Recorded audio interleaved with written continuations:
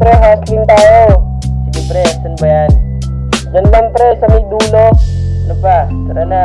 Mabilis yung mabilis kahit di ko makarera. Tignan mo kung paano tinagos mga punyeta. Gamit mga liriko para naman mabenta. Huwag mo kaming subukan, iba ang aming presensya.